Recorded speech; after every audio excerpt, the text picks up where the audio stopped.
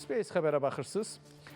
Bakının baş planına əsasən Nəsimi rayonu ərazisində daha bir ünvanda bir əsrdən çox yaşı olan 2 və 1 mərtəbəli binalar söküləcək. Aidiyyatı qurumlar tərəfindən həmin binada yaşayan ailələrə məlumat verilib. Söküntüyə nə zaman başlanacağı və ərazidə hansı layihənin icra olunacağı ilə bağlı əməkdaşımız Rəşad Vəkiloğlu danışacaq.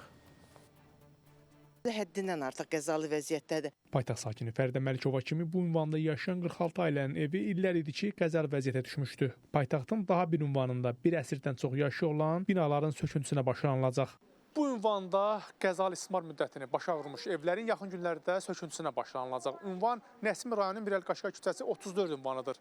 Məqsəd şəhərin görkəminə xələl gətirən bu ərazidəki evlərin söküntüsünü həyata keçirmək, eyni zamanda burada yaşayan sakinlərin mənzil məişət şəraitinin yaxşılaşdırılmasıdır. Nazirlər Kabinetinin göstərişinə əsasən yaradılmış komissiya tərəfindən Nəsimi rayonu Mirəli Qaşqay küçəsi 34 ünvanında evləri söküləcəyi sakinlərlə görüş keçirilib. Mənzillərin texniki vəziyyəti yoxlanılmaqla yanaşı inventarlaşdırma işləri də başa çatdırılıb. Salmadan nümayəndələr var idi. Hardasa bir həftə ərzində gəldilər. Bir həftəyə qədər elə burada oldular. Bütün mənzillərə baxdılar.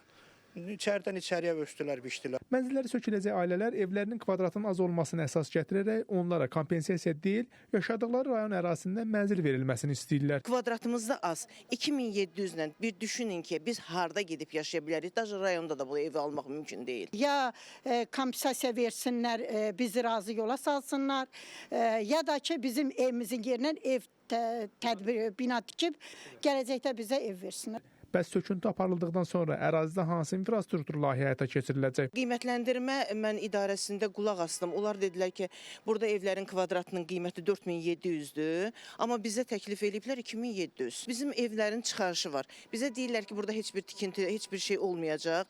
Sadəcə buradan çıxacaqsınız, pul verəcək, çıxacaqsınız. Həmin elə bir ki, məbləğ də bizə sərf eləmir. Nəsimi rayon icra hakimiyyətindən bildirildi ki, rayon ərazisində kəskin qəzalı vəziyyətdə olan 12 yaşayış binasından biri də Mirəli Qaşqay ünvanında yerləşən 34 saylı binadır. Bakının baş planına əsasən həmin binaların mərhələli formada sökülməsi nəzərdə tutulub. Ümumiyyətlə, aidiyyatı qurumlar tərəfindən qəzalı vəziyyətdə elan edilən yaşayış binalarının sökülməsi zamanı sakinlərə kompensasiya hansı şərtlərlə verilməlidir? Kompensasiya məbləğini müəyyən edən hər hansı bir dövlət qurumu deyil və yaxud da ki, investorun öhdəsinə bu məsələ buraxılmasın. Çünki investor bildiyimiz kimi bu istiqamətdə daha çox qazanc əldə etmək məqsədi güdür.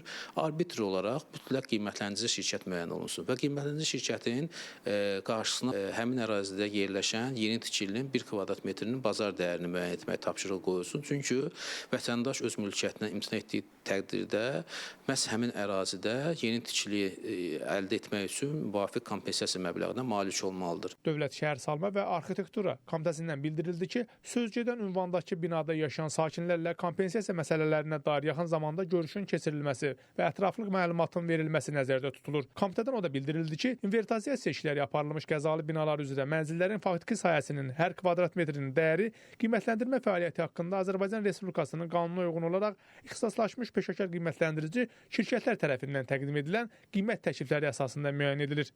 Rəşad Vəkiloğlu, Pərviz İlqaroğlu, Space xəbər.